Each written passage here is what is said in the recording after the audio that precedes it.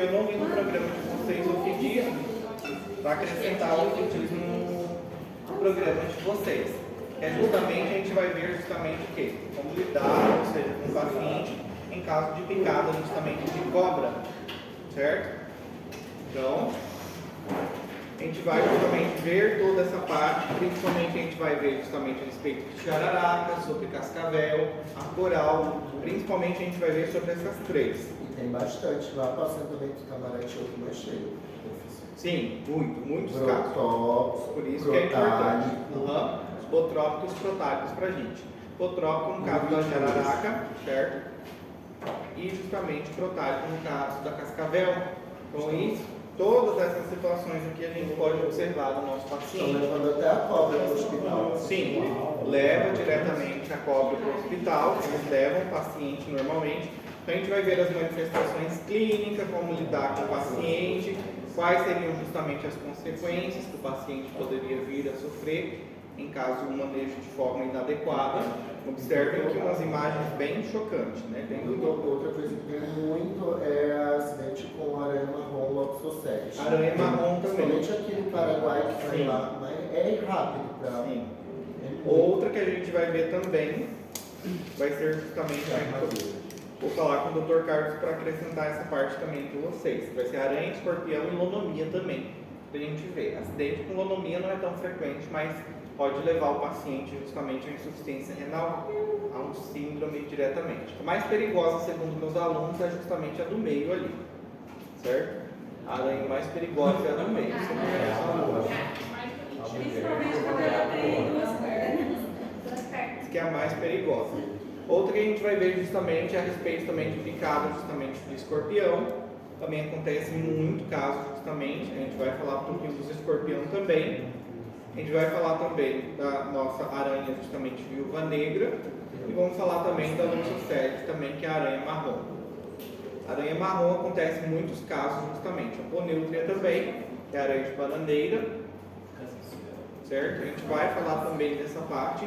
As manifestações justamente da aranha marrom, sempre tem um paciente ou outro também com picado de aranha marrom, principalmente no inverno aumenta um pouquinho mais, porque elas gostam de ficar no guarda-roupa, no meio da roupa principalmente, então a gente vai ver essas características também, certo? A evolução é assim mesmo, faz uma crosta. Sim. A viúva negra também, a gente vai ver, e também sobre a alonomia também, certo? A alonomia também a gente vai ver que pode produzir um síndrome hemorrágico também, que alguns conhecem como taturana.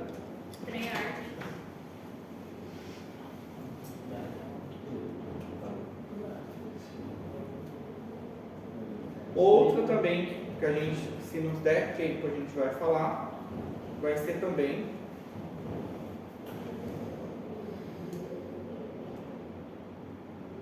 Já é papel, todo papel 1. Nossa, que delicadeza. Outra que a gente também vai ver também é justamente, se não der tempo, é justamente as plantas. Principalmente tem plantas que a maioria das pessoas não sabem que são justamente o quê? Tóxicas, certo? Por exemplo, essas daqui, volta e meia, tem no quintal de alguém, e são justamente plantas que são tóxicas, certo? Essas são famosinhas, todo mundo conhece, comigo ninguém pode, costela de Adão, justamente, o copo de leite também, essas vocês conhecem super bem. A jiboia também, vocês conhecem, são plantas justamente.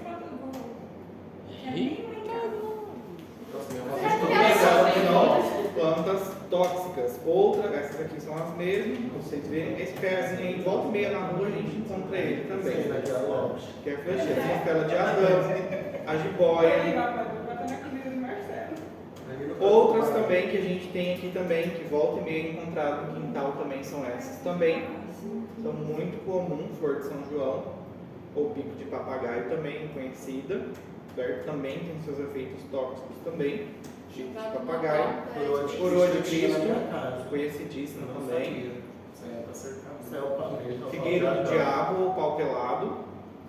É muito comum no Nordeste, ela é boa para verruga. Pau pelado.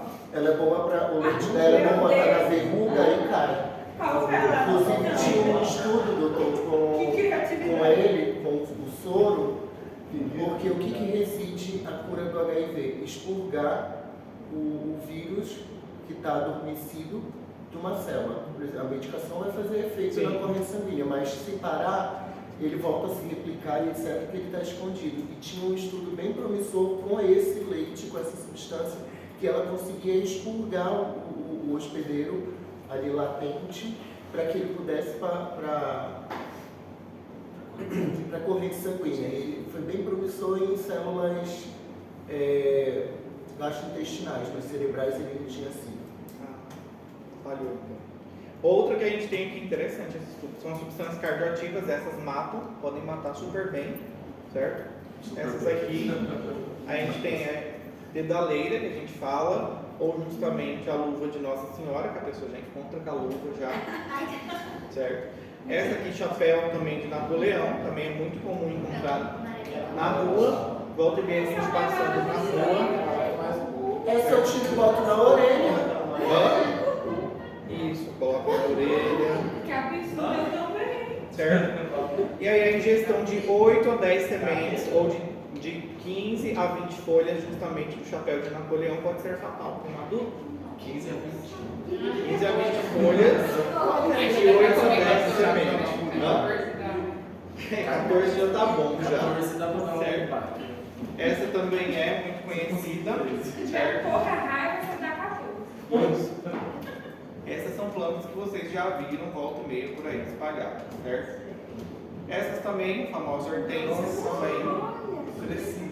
Gente, que perigo. Certo? Dentro desses aqui são as cianogênicos também. Dentro dessa parte de cianogênicos também entra justamente o caroço, justamente de ameixa, o caroço justamente de pêssego também, o caroço justamente de maçã também, certo? Tem pessoas que têm hábito justamente de fazer a ingestão do caroço, e o caroço ele é tóxico, certo? Da maçã, da pera, então justamente não se pode consumir com cianogênicos também.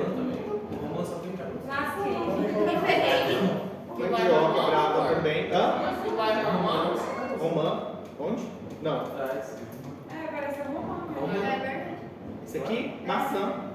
Não, embaixo. Isso aí é maçã. Isso aí é romã. Maçã. Isso é maçã. Certo, mandioca também, a folha da mandioca também é excelente para matar também. Faz, coloca no meio do quiabo, que ela solta uma baba excelente. Tem várias Eu achei técnicas. que tinha uma espécie Hortênsia de mandioca também. brava que eles falam. Mas não mandioca normal. É a folha, não? Certo? Depende de algumas partes, elas são que extremamente tóxicas, certo? As que são saponinas também, conhecidíssimas também, são muito conhecidas e todo mundo tem uma em casa, volta e meia também. Tem criança que já apanhou muito, adulto, né? No caso, eu quando era criança, muito disso. Isso que é excelente para bater. Ele dá uma queimadura, eu já tive. Tipo, Pode ela dar fica também. acesa assim. Quando as crianças têm maçã. Certo? Há outras também que são toxicoalbuminas também, mas essa daqui a gente fala, talvez vocês já viram.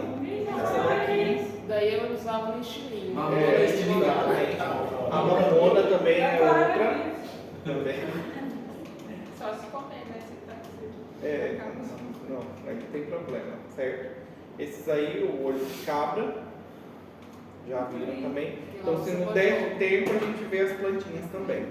Isso aí também mata. O ralo de cima. Também, pode matar também.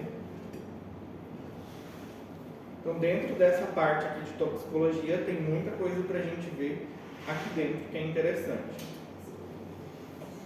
Da próxima. Aqui dentro também a gente tem o que? Os rodenticidas também, que foram muito utilizados também. Nessa parte dos rodenticidas, eles foram bastante utilizados para envenenar. A gente vai falar justamente do fluoroacetato de sódio, principalmente. A gente vai falar justamente dos que são os cumarínicos também, aqui principalmente, varfarina principalmente. A gente vai falar também do sulfato de tálio. Esses daqui estão todos rodenticidas, certo? Então, fluoroacetato de sódio, o mecanismo de ação de cada um deles, a dose, o que eles produzem diretamente, certo? Sulfato de tálio também, os anticoagulantes. Então tudo isso são tóxicos para a gente também estar trabalhando esse semestre. A gente vai ter uma aqui que é muito importante também, é conhecidíssimo, que é justamente a estricnina também, pode ser utilizada também. O tempo de ação dela também não é tão rápido, mas pode justamente levar o paciente a óbito também. A estricnina, todos esses são utilizados como veneno para rato, os ratinhos.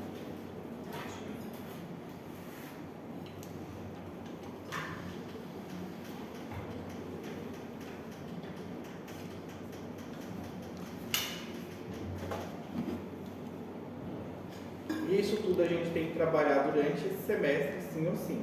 Outro que a gente vai trabalhar também é intoxicação por monóxido de carbono, por gases também. A gente tem que falar de intoxicação por gases também. Justamente a pessoa ela pode se intoxicar por monóxido de carbono. Então a gente tem que ver quais são as características, como que é esse processo de intoxicação, né? O que acontece com essa pessoa, quais são as manifestações clínicas, tanto de forma temprana como de forma mais tardia. A gente também vai ver diretamente o que? Dentro dessa intoxicação, com gás de cozinha também. A gente vai falar também um pouquinho do gás de cozinha, uma vez que o gás de cozinha ele não tem cheiro, mas o cheirinho que solta é justamente o que? Uma substância que eles colocam junto para que você possa sentir o cheiro do gás. Não é o cheiro que ele lá justamente do gás. Então a gente vai ver essa parte também. Vamos ver também intoxicação por metais também, é uma parte importante também. E aonde entra os principais também, que são os herbicidas também. Que nessa parte de herbicidas a gente fala do glifosato, a gente fala justamente do paraquat. O paraquat está deixando de ser utilizado, mas a intoxicação por paraquat pode levar o paciente a óbito. Intoxicação também por ácido e básica, ácido e base também. No caso de justamente quiboa, justamente desses tipos de reagente. Naftalina também é outro que a gente vai falar, certo? Da soda. Então tudo isso é na parte de toxicologia que a gente fala. Depois que a gente falar toda essa parte também, a gente tem a intoxicação por carbamatos. A gente tem intoxicação também, não somente por carbamatos, mas por orgânicos fosforados também, que é uma manifestação diferente. Os carbamatos, sim, que é o chumbinho, é o famoso chumbinho que é utilizado, orgânicos fosforados e os carbamatos, que é o chumbinho, que é proibido justamente a venda, mas eles são o quê? Continuam sendo utilizados ainda. E a gente vê, principalmente volta e meia, algum tipo de morte justamente causada por um orgânico fosforado, principalmente quando é por orgânico fosforado. Por carbamato a gente consegue reverter ainda. A amiga que colocou um chumbinho no chocolate da amiga e dá de presente, né? Acontece em muitos casos. Teve um caso ano passado que foi da esposa que matou o marido e os 2 filhos, justamente ela envenenou. Mas não tem gosto isso não? Não tem gosto? Misturou no meio do chocolate alguma coisa e nem percebeu. Certo? Não viram essa história? Que a Nora, foi a Nora? Não. Eu vi uma que a mãe Esse é da Nora. Teve um que a minha levou um bolo, né? matou a enteada e o Thiago ficou intoxicado. E colocou no feijão, misturou. O feijão tinha um gosto estranho, mas eles comeram. Sim, acontece principalmente no chocolate. No passado teve um caso de uma que descobriu que ela estava dormindo com o marido dela e ela mandou um buquê de flor. Nesse buquê de flor era justamente de chocolate. E o chocolate estava envenenado também, certo? Aí mandou, aí a amiga comeu e foi de arrasta para cima. E o outro caso foi justamente o caso direto de a mulher, não sei o que aconteceu. Ela resolveu matar o marido e os 2 filhos. Eu vi isso. Ela mandou o bolinho de pote, né? E ela ainda resolveu filmar ainda o marido morrendo. Ele também filmado. Então a gente sempre vê um caso ou outro relacionado a isso daqui também, certo? E aí entra principalmente os carbamatos e justamente os orgânicos fosforados também. Outro que a gente vai falar também, que né, esse aqui são os inseticidas, que são os piretroides, que é normalmente os tóxicos de SBP, ou justamente dos nossos SBP, o do Baygon diretamente tem piretrina, e aqui também os para cabelo também, que é justamente os permetrina, que é utilizado principalmente, ou se não deltametrina, que é utilizado para e olho principalmente. Aí entra os nossos piretroides também. Então a gente vê o tipo de intoxicação do tipo 1 e do tipo 2, qual é a manifestação clínica do paciente. Então dentro da parte da toxicologia tem muita coisa interessante para a gente tratar e muito conteúdo também.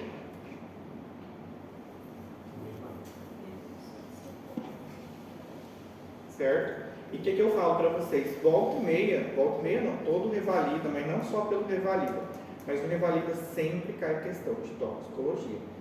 De tão importante que é, e muitas vezes não é dado o quê? Atenção justamente que deveria ser dado dentro da toxicologia. Os toxíndromes é outra parte que a gente vai ver, é a próxima que a gente vai tratar diretamente. E dentro dos toxíndromes já fala de 10 intoxicação e a manifestação de cada uma delas é diferente. Então a gente vai tratar dessa parte também dos toxíndromes, que é muito importante a gente justamente tratar de um paciente com os toxíndromes. O que seria o toxíndrome quando a gente fala? É o manejo, ou seja, primeiro a gente vai falar do manejo, mas o paciente chegou intoxicado, a gente precisa ter noção do que pode ser essa intoxicação.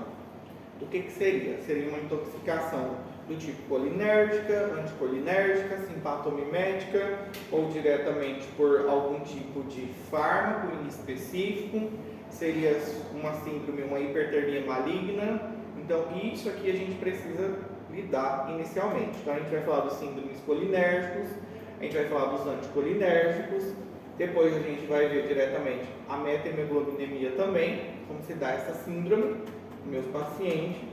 Depois, como que dá uma síndrome narcótica, qual é a manifestação clínica do paciente.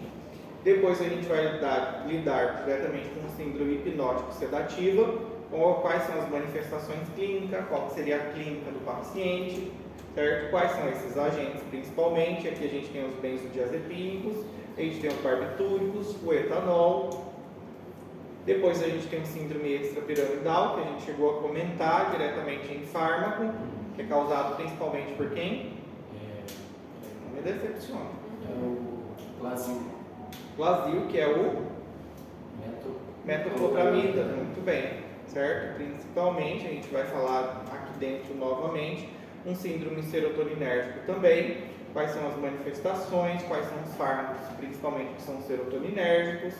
Depois a gente fala justamente do que seria um síndrome simpatomimética, que aqui tem influência de alguns receptores, que é no caso de um paciente com intoxicação por cocaína, justamente por anfetamina, por êxtase, entraria essa parte aqui. Os body perkers também, como é que se lidar com esses pacientes, que é relacionado aos pacientes que são conhecidos como mulas, e carregam diretamente cocaína, fazem a ingestão. Uma síndrome neuroléptica maligna também, que vem sendo causada principalmente aqui, no caso, quando a gente fala por alguns tipos de medicamentos antipsicóticos, e normalmente é porque esse paciente apresenta algum transtorno genético já, então eles podem manifestar também. E a hipertermia maligna, principalmente, que é causada por anestésicos inalatórios, também pode chegar a acontecer uma hipertermia maligna. E claro, a gente sempre vai estar trabalhando com caso clínico também. No final de cada aula a gente vai ter caso clínico para vocês trabalharem, sempre relacionado à hipótese diagnóstica, como proceder com o paciente, se existe algum tipo de antídoto ou não, o mecanismo de ação desse tóxico, qual seria diretamente, e o que a gente tem que fazer com esse paciente, certo? Então, nessa primeira parte aqui, que a gente vai ver agora, vai ser diretamente o manejo inicial com o paciente intoxicado. Seria justamente essa parte aqui. São 80 slides, tá? É um pouquinho extenso, mas a gente vai focar no que é mais importante. O manejo inicial com o paciente intoxicado, então, a gente faz o quê? O primeiro passo com o paciente é seguir diretamente o quê? O ABCD do paciente. O paciente chegou, avaliação inicial do paciente, reconhecimento se é uma urgência, depois o suporte vital, que é o ABCD, no caso do paciente com intoxicação, diagnóstico clínico, a avaliação do síndrome, do toxíndrome do paciente, descontaminação, antídoto, justamente a terapia, potencializar a eliminação e suporte intensivo e manejo de complicações. Então, num paciente intoxicado, a gente tem que olhar tudo isso daqui. Então, a avaliação inicial e o reconhecimento de uma urgência ou não. Se é urgente o caso do paciente ou não. Depois a gente faz justamente o quê? O suporte vital, que é o ABCD, que a gente vai falar separadamente deles agora. Então, a avaliação inicial é reconhecimento de uma urgência. Então, a gente precisa suspeitar o quê? Se é a presença de um efeito tóxico no meu paciente. E justamente esse efeito tóxico pode ser o quê? Câmbio súbito ou no comportamento sem razão aparente do meu paciente.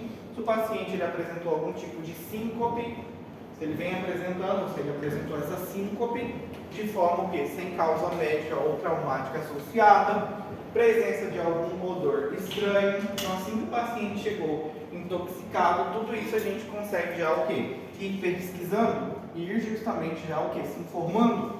Antecedente de tentativa de suicídio, antecedente de consumo de substâncias psicoativas, tudo isso são o quê? Faz parte da avaliação inicial. E se o paciente está com alguma parada cardiorrespiratória, inicialmente já chegou com uma parada cardiorrespiratória. Isso é a parte de você receber diretamente o quê? O paciente quando ele chega intoxicado. Então, inicialmente, esse é o primeiro passo. Depois, justamente, a gente pode o quê? Verificar mais antecedentes do nosso paciente. Então, outra história clínica e o exame físico que não se concordam, que não estão de acordo. Ou seja, você vai fazendo a história clínica, não bate com o seu exame físico. Se o paciente tem algum contato prévio com algum tóxico, ou se você já sabe, ele estava com algum tóxico, por exemplo, estava passando veneno no quintal, é uma informação importante. O quadro clínico, muitas vezes, em uma intoxicação, ele não é tão claro, e muitas vezes o aparecimento é súbito. O paciente ele tem uma alteração de consciência, de uma causa desconhecida, muitas vezes, ele não sabe. Muitas vezes o paciente ele só estava passando veneno, mas ele não tem conhecimento que aquilo ali pode trazer algum transtorno. Outro quadro também são quadros gastrointestinais súbitos muito massivos, uma falha orgânica muito sistêmica, convulsionar, o paciente do nada pode convulsionar, o hálito pode ter um odor estranho, e aqui também pode ter o quê? A nossa, justamente, pupila, ela pode estar pontiforme, ou ela pode estar o quê? Um pouquinho mais, o quê? Midríase, ou seja, ela pode estar um pouquinho mais dilatada, certo? Isso é uma informação importante também. Se o paciente tem queimadura na boca, ou na pele, ou mucosa, por que queimadura na boca? O que produz queimadura na boca? Soda. Muito bem. Ácido e básico pode produzir queimadura. Então, tudo isso são informações que a gente tem que se atentar na hora que a gente recebe o paciente. Nem sempre vai chegar com um familiar, certo? Então, depois que a gente verificou toda essa parte, a gente tem que fazer. Isso não é assim contando uma historinha, tem que ser rápido tudo isso. O paciente chegou, é urgência, tem que ser ligado para o 220. Estabilizar o paciente, e aqui justamente começa o ABCD, compromisso circulatório, compromisso da via aérea, se tem problemas respiratórios diretamente, alterações no ritmo cardíaco ou justamente a nível neurológico também, você tem que avaliar o seu paciente. Então, ABCD, via aérea, respiração, circulação e estado mental. Então, a gente fala um ABCD toxicológico, isso aqui sim ou sim tem que colocar, certo? Sempre, ou seja, os casos clínicos, a prova de vocês é praticamente quase todo caso clínico. Mas não é porque é a prova, mas é porque a vida de vocês é lidar com caso clínico. Então, sempre vai ter lá a historinha do paciente e vai ter diretamente o que? Escrito abaixo o que? O manejo com esse paciente. Qual seria o manejo com o paciente? Então, todos os pacientes intoxicados, a gente tem que fazer o quê? O ABCD. Sim ou sim, vocês devem fazer o ABCD do paciente. Verificar justamente a via aérea, verificar a respiração do paciente, circulação e estado mental. Isso sim ou sim tem que ser verificado no paciente. Depois que você ofereceu todo esse suporte, você verificou justamente o A, B, C e o D, está tudo bem com o seu paciente, segue justamente com o nosso paciente o diagnóstico clínico. Você precisa dar um diagnóstico clínico para o seu paciente. E dentro da parte justamente justamente do diagnóstico clínico e avaliação do toxíndrome, a gente vê alguns sintomas que são característicos dentro do quê? Do toxíndrome. Então, através do toxíndrome, é uma forma geral que a gente fala o quê? Das intoxicações. Por exemplo, se é um toxíndrome de característica colinérgica, as manifestações aí, eu estou falando em caso de uma intoxicação por carbamato, em caso de uma intoxicação por algum orgânico fosforado. Então, ali, através justamente da clínica, eu sei definir que esse paciente provavelmente está com intoxicação por um síndrome colinérgico. Não sei, talvez o agente, mas sei justamente que a manifestação é colinérgica, certo?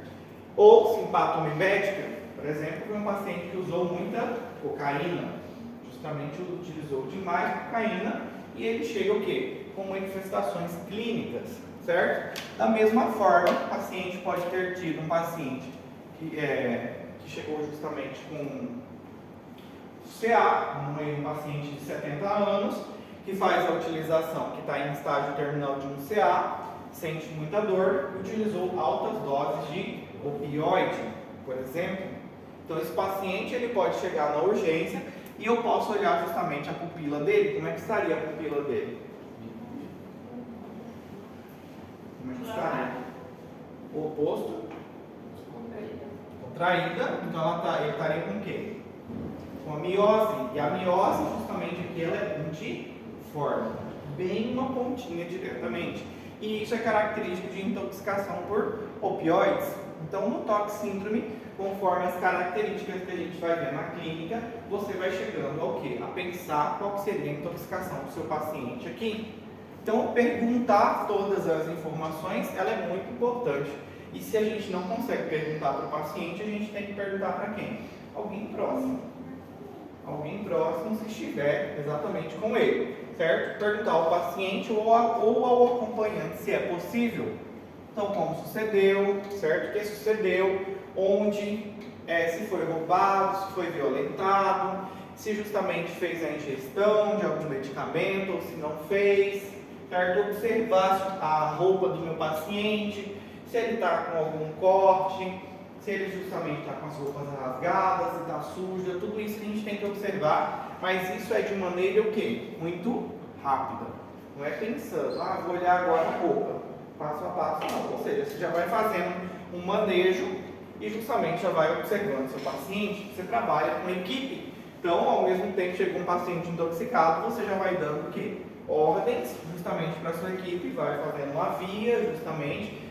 Vamos lá, pessoal, vamos ser rápido, vamos atuar rápido com esse paciente, mas você é o médico ali que está recebendo o paciente, você tem que saber o quê? Dar as ordens para a sua equipe. Então é você quem vai orientar justamente ali, certo? Observar então se o paciente está sujo, se está limpo, se está com sangue, se ele está molhado, tudo isso conta muito. Se tem algum odor, se tem a presença de peteca, equimose, alguma laceração, se ele tem algum signo de irritação ou queimadura por algum tóxico, isso tudo a gente faz aqui no manejo inicial do paciente intoxicado. Perfuração também, no caso de injetar. Oi? Perfuração. Perfuração, muito importante também. A cor da pele do paciente também. Se, por exemplo, o paciente está cianótico, indicaria, por exemplo, um depressor do sistema nervoso central. Poderia ser um fármaco, certo? Ou poderia ser um corpo estranho diretamente na via, uma broncoaspiração ou secreção muito abundante por uma intoxicação, certo? Por exemplo, por colinérgicos, se o paciente está apresentando um aspecto mais acinzentado, certo? Na pele, acinzentado rosado, poderia ser uma intoxicação por cianuro, justamente ictérico, poderia ser uma intoxicação por paraquat ou justamente por paracetamol. Azulado poderia ser metemoglobinemia, uma intoxicação. Verde também poderia ser por paraquat também. Então essa coloração da pele, ela conta muito pra gente também. Outro seria justamente o odor do hálito do paciente ou da roupa, justamente, se você consegue sentir. No caso de amêndoas amargas, por exemplo, a gente fala de cianuro. Um hálito mais de alho seria orgânicos fosforados. Já justamente gasolina ou petróleo, justamente algum praxis que você utiliza muito como solvente, álcool todo mundo já sabe como que é, né?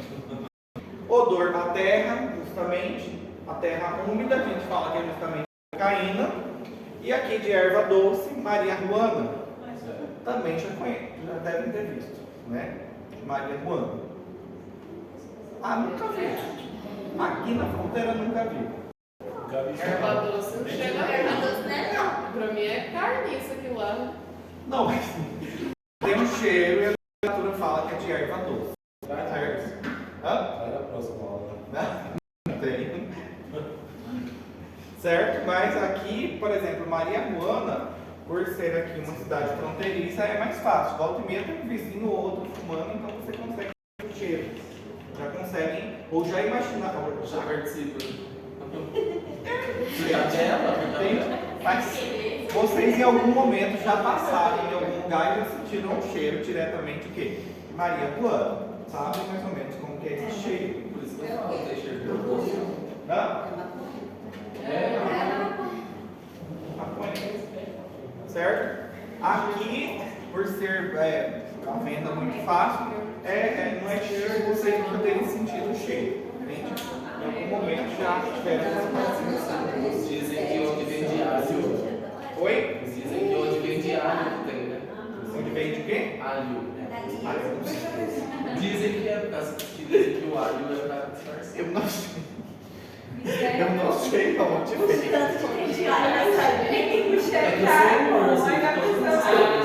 Eu não sei. Eu sei que acho que lá foi o terceiro ou quarto ano, eu nunca tinha experimentado maconha. Chupar na fumada. Eu resolvi parar o carro porque me falaram que é onde vendia os lanchinhos, vendia, né? Falei assim, vou lá perguntar. Passei uma vergonha. Cheguei no tiozinho e falei assim, eu tenho maconha, eu vou comer. Ficou me olhando. Não, eu vendo lanche. Não, moço, desculpa. Então assim, falei assim, vou provar, né? Nunca provei na vida, vou provar pra ver como que é isso. Provei, mas fui provar lá no meu internato, comi uma forma de bolo, mas não foi uma coisa que eu gostei, não. Na faculdade eu comecei a saber, porque eu fui numa festa, numa república, eu era do primeiro ano, tinha que era obrigado a ir na festa. Aí eu falei, ah, vou. Aí tinha a Bolonha e tinha um suco lá. Aí eu comi, tomei, depois que me falaram que era droga.